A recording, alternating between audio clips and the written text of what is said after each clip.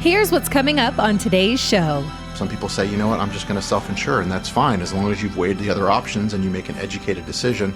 Maybe that is the right choice. Hello, this is Mark Silverman, managing member and founder of Silverman & Associates, and I'm also a certified financial planner professional. I want to welcome you to the Saving with Silverman podcast. I'm glad you're here. Each week, we'll discuss different financial planning topics because making smarter choices about your money impacts the quality of your life. Hey, Mark, maybe a crazy question here, but, our listeners want to get to know you a little bit better. What is the weirdest thing you do when you're alone? Is there anything strange that you do? Strange. Yeah. I don't know if it's weird. It's, probably once or twice a week now that it's nice outside in the evenings. Yeah. I will sit on my patio and smoke a cigar. I don't know if that's weird. Nothing weird about that. No. But that's something I do alone because, whether it's my daughter or my girlfriend, they think it stinks, which I agree. If somebody's smoking a cigar and you're not, it does stink. So that's something I do when I'm alone. You want to spare them. Exactly. Well, that's but cool. I don't know if that's weird, but, not really. Something I do when I'm alone. Well, you're awfully considerate, so that's good. Right. Hey, let's talk about something on a serious basis here. A lot of people don't like to talk about this. They don't even like to think about it, and they certainly don't want to have a conversation about it. But long-term care.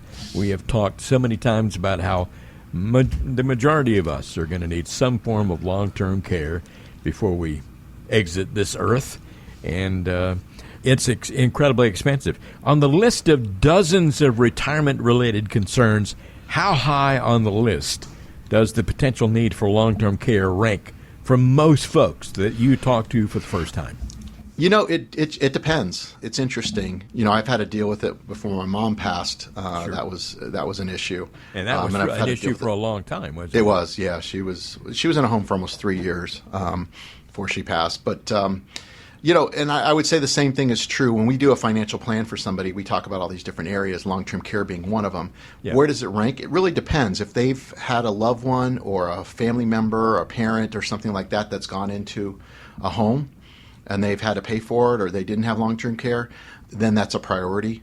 Mm-hmm. It's usually not a priority for somebody that hasn't had to deal with it, which makes sense, right? You don't worry about things if you haven't had an experience with them, but once you do, it does move up on there. And, the numbers are, 1 out of 2, 1 out of 3 people are going to spend some time in a nursing home. So if you're a married couple, there's a high likelihood that one of you is going to spend some time in a nursing home. And there's different options out there. So I think it's important that we discuss those. So not saying everybody needs, traditional long-term care insurance or they need some type of hybrid insurance. It just depends. You need to have a strategy. And as long as you weighed all the options and seeing what things cost, then you can make an informed decision on how you want to move forward. Yeah, and it's, as you said before, if you've personally dealt with it in the past, if somebody in your family has had the need for long-term care, you're much more likely to take it seriously than folks who've never dealt with it. But right. Boy, it's a big Well, issue. People are living longer, which, sounds good, but they're not living healthier. So people are living a longer life. In nursing homes and facilities and things like that. That's just an epidemic. Alzheimer's, dementia, all these sorts of things that are happening, are having an impact. You need care. You can't keep people at home. They need a professional care at some point. That right there is one of the reasons why planning for retirement is so much more complicated now than it used to be, because people are living longer and you have to prepare for more years on the end of your career. Right. What's the best single investment that achieves some protection for folks in need of long-term care? How realistic is it for somebody to self-insure against long-term care expenses? So if you don't do anything, you're basically self-insuring, right? Because if you don't do anything, you're just saying if it happens, I'm going to have to pay for it. Or, if you're broke, the state will take over. You don't get to pick where you go, et cetera.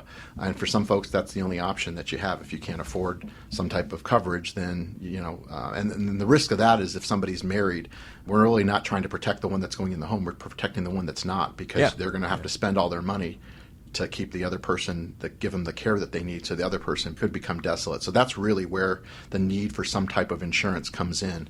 Yeah. So, self-insuring is an option. Like when we talk about it with clients and go through the planning process, we'll look at different options. Some people say, I'm just going to self-insure, and that's fine as long as you've weighed the other options and you make an educated decision. maybe that is the right choice. Yeah. So, how about long-term care insurance? You mentioned that earlier. Now, a true long-term care insurance policy, is that a good investment for most folks?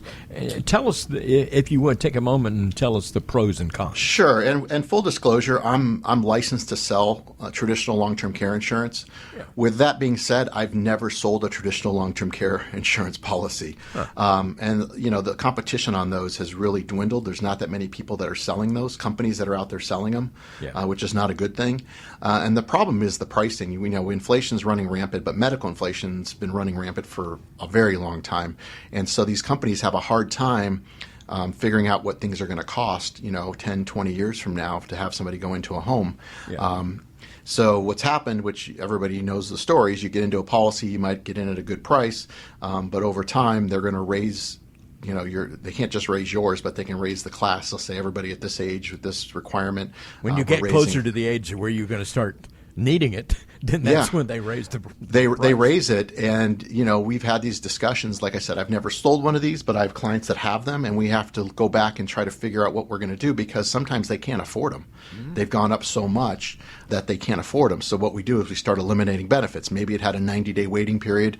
Now we're at 120, trying to keep the premium close to what it was, because you don't want to let it go, because if you do, all that money you spent can be gone, which is gone traditionally anyways if you have a long-term care policy where it's use it or lose it.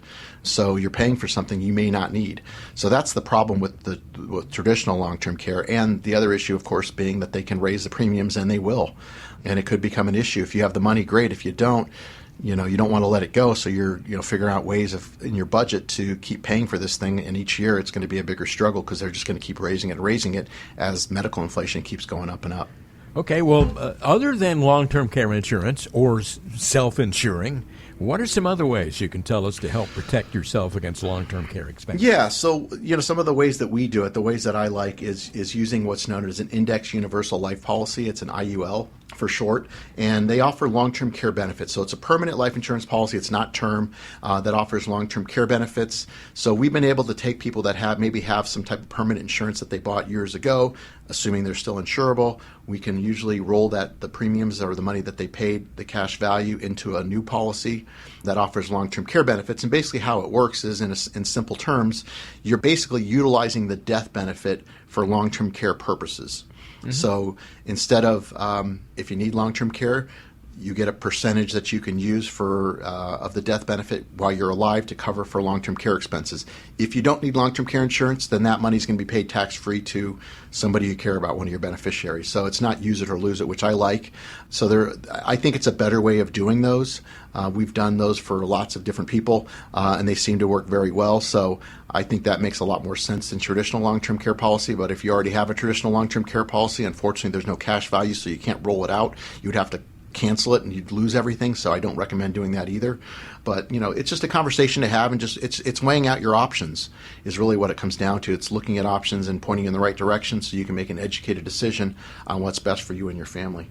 Well, if you want to have an intelligent conversation about the possibilities of taking care of your long-term care needs, or maybe the long-term care needs of your family, or whatever the case may be, any kind of a long-term care question, why not call Mark Silverman's office and arrange to have a conversation on the phone? That's where it all starts. And Mark, I know you meet new people every week, and you always enjoy getting to know these new folks, right? I do. We try to help everybody, and like I said, this offer that we're making is not for you don't have the certain amount of money, I'll give my time to anybody that I can help. Doesn't mean that you're going to be a fit for what we do, and we're going to be a fit for what you're looking for. But with that being said, I'll point you in the right direction, so you will get something out of the call, and nothing ventured, nothing gained. So I appreciate the opportunity to speak with you if you're interested. You've been listening to the Saving with Silverman podcast. If you have any questions at all about your financial situation, please give Mark Silverman a call. Again, his number is 520-333-7601, or go online to savingwithsilverman.com. For Mark Silverman, I'm Ron Stutz. We'll see you next time on the Saving with Silverman podcast.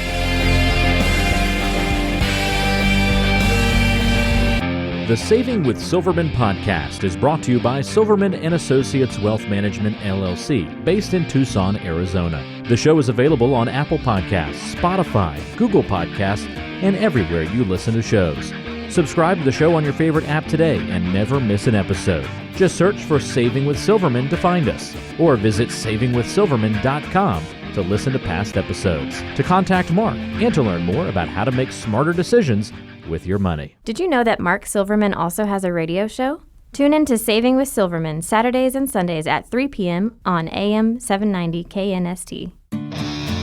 All matters discussed on this show are for informational purposes only. Opinions expressed are solely those of Silverman & Associates Wealth Management, LLC, and staff. All topics covered are believed to be from reliable sources. However, Silverman & Associates Wealth Management, LLC makes no representation as to its accuracy or completeness. This show shall in no way be construed as a solicitation to sell securities or investment advisory services to residents of any state other than Arizona or where otherwise permitted. Topics should be discussed with your individual advisor prior to implementation. Fee-based financial planning and investment advisory services offered through Silverman & Associates Wealth Management, LLC, a registered investment advisor in the state of Arizona. Insurance products and services are offered through Silverman & Associates, an affiliated company.